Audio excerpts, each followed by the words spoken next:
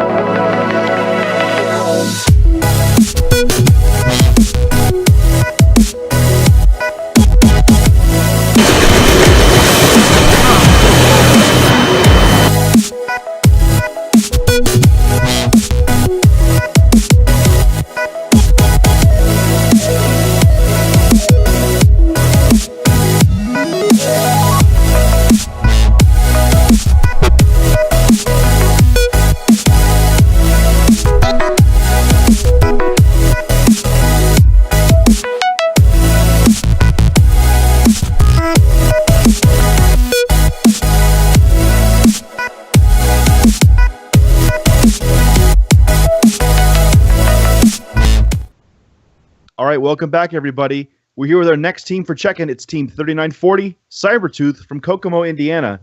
Guys, why don't you introduce yourselves? Hey, I'm Gus. I'm team president. Hi, I'm Maggie. All right, good to see you both. Glad you're here. So let's talk a little bit about what you guys are doing. So you guys don't have a snow day, unlike Team 319, thankfully. No snow in Indiana, probably a really good thing. So let's talk a little bit about your team status. Let's talk about where you are overall in the build season and how things are going. We're doing pretty well. We're pretty on schedule. We were a bit behind last week, but then we had a really great Saturday, and we got straight up to where we needed to be. We Nice. split off all our students into different subgroups and said these things need to get done today, and they did. And so now we're on track where we need to be. Very cool. That's awesome to hear. So I want to kind of dive into into these things. So we saw a lot of different parts of your robot. We didn't see some parts of your robot. So let's talk about the ones that we saw. Looks like your frame is looking solid.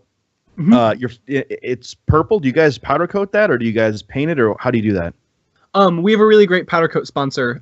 So we powder coat our whole drivetrain and pretty much all the sheet metal on our robot. Oh wow, cool. Is that local or? Yes. Very cool. That's awesome. That's good to hear.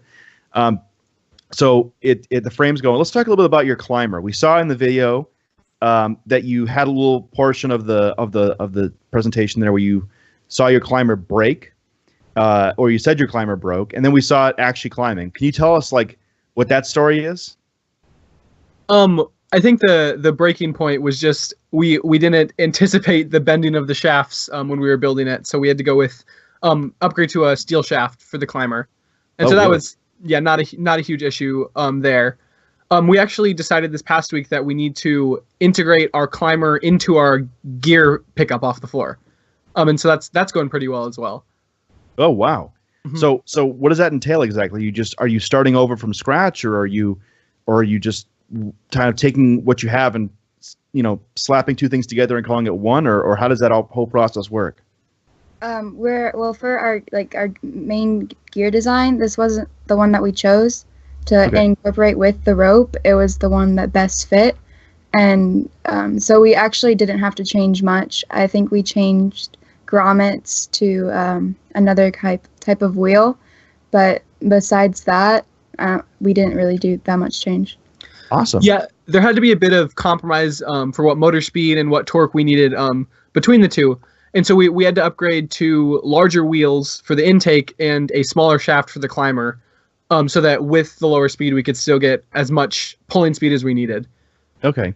So can you tell me kind of how it's going to work? Because normally the gear collectors should be low to the ground. What's your plan as far as actually grabbing onto the rope and climbing the airship? So we're planning on having the kind of latch mechanism that we have on our climber on the shaft between the wheels for the gear pickup. And so, our climber is going to be pretty low to the ground with that gear intake. Okay, cool. So you're basically gonna start like this and sort of grab the rope and do one of these and go all the way up to the top? Mhm. Nice. Cool. All right, so let's talk a little bit more about your intake. That was one of the things that it looked like was being like blurred there. Yeah. So can you? We want to hear the story. We've seen the blurred video already. It was on Twitter. We want the real deal. Tell us what's up. Why is it blurred? What's so cool about it that makes you guys want to hide it? It's our baby. So we've really put a bunch of time in this intake, and it turned out even better than we thought it would. We realized that it's one of the most integral parts of our robot because we want to be fast and we want to be able to pick up balls as fast as we're driving. And so when we found that it was as fast as it was, which is about 30 balls per second intaked into our hopper, we realized that we want to keep it under wraps how it actually works for a little bit. Ooh, I see. Nifty. All right. So, but let's get a little bit of details about it if we can. How does it work? Is it belt driven? Are there wheels anywhere that like pick the balls up?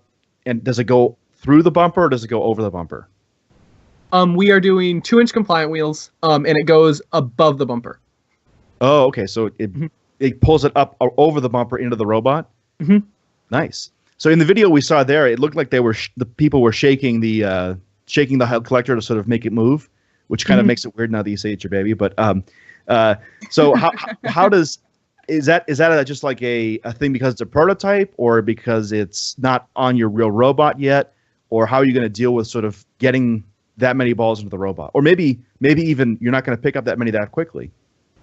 Well, we had to with that prototype. We ended up accidentally driving one of the shafts the wrong way, and so that was obviously a problem. So Yes. The shaking was just we were trying to figure out where we could get a drill running to get it to run the right way and stuff.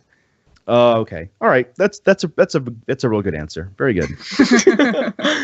All right. So let's talk a little bit about your shooter redesign. That was also a little bit blurred out, but I saw two things I want to point out. One, we saw your turret mechanism. Looked like you had your lazy Susan in there, which looked really good.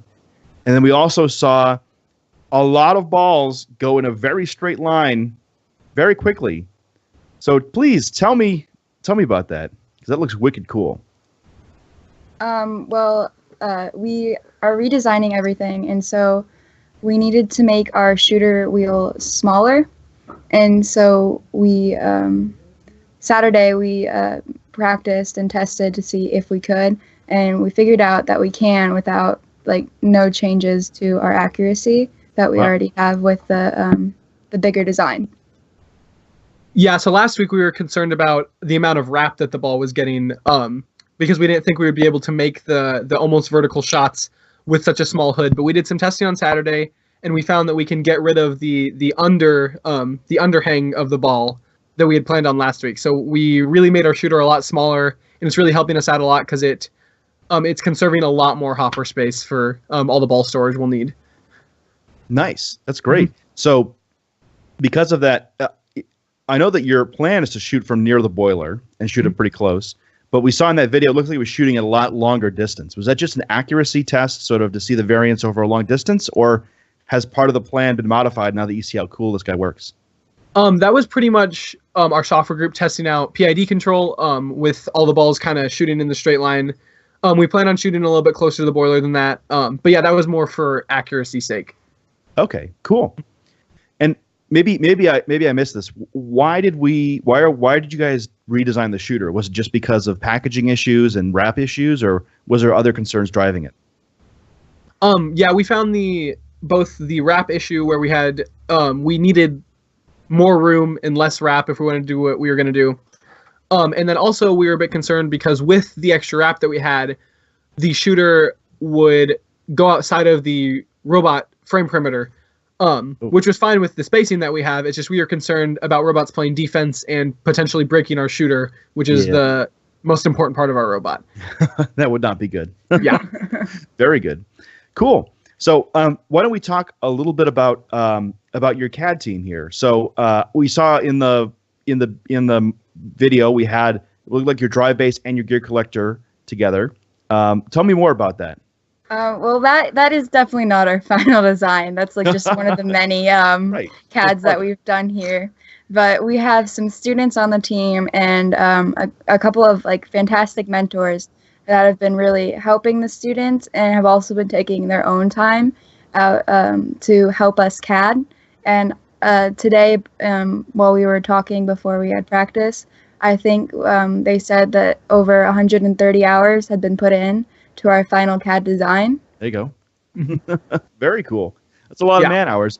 It's great to see when teams track all that stuff. It's a lot of fun to see all the hard work that goes into a robot, and great to quantify it sort of at the end. So well done, guys. Now we didn't see.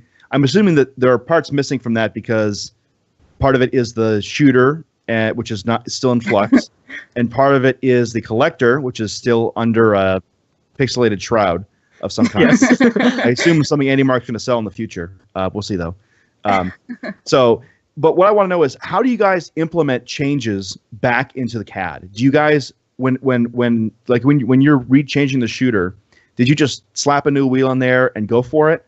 Or did you go back into the model, check everything, put a new wheel in, make sure everything worked, and then implement it on the robot? How does that process work for you guys?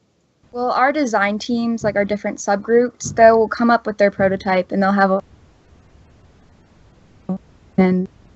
like the image of it, and then they'll take it to the people who can CAD in our team, and then those CADers will incorporate that into the design. Okay, cool. All right, so the last topic we wanted to touch on was Shamrock Shakes. I honestly have no idea what it is, but what? Shamrock know. Shakes. They're a certain minty shake that's at McDonald's for a limited time. They really make our team shamrock. Shamrockin'. that up. It's kind of a tradition on our team for us to get Shamrock Shakes as season goes on. Okay. And it's stress relief of build. It really makes our team in mint condition.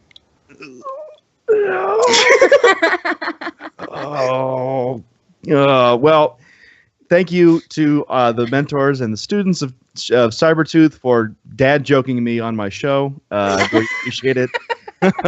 It's always a lot of fun. So the last thing I'm going to ask as we sort of end on a more serious note is where do you guys think you are? Do you think you guys are? You mentioned at the beginning that you've made up a lot of ground, but you did a lot of redesigning too. Do you guys think you're back on schedule? Or do you guys think you're still a little bit behind? Or do you think you're actually maybe even ahead? I think it's hard to be on schedule on an FRC team during build season. I agree with you, yeah. But we're in a good spot. We're not too worried. We are going to a week 1 event, so it's going to be a pretty quick turnaround after build season's over. We'll have that extra 6 hours prior to the district event, but we're not too worried about getting the robot done before then. Okay, sounds good to me. Well, folks, thank you, guys. Thank you so much for joining us here tonight. Thank you so much for taking your time out and doing the show with us. Great video as always, and great impression. Thank you so much for playing my game. But so before we're going to bring over our next team in just a second. It's going to be Team 2337. They are the Engine Nerds. They're from Grand Blanc, Michigan. But for right now, thank you to Cybertooth for joining us this evening, and we'll be right back with our next team. Thanks, guys. Thanks for having us.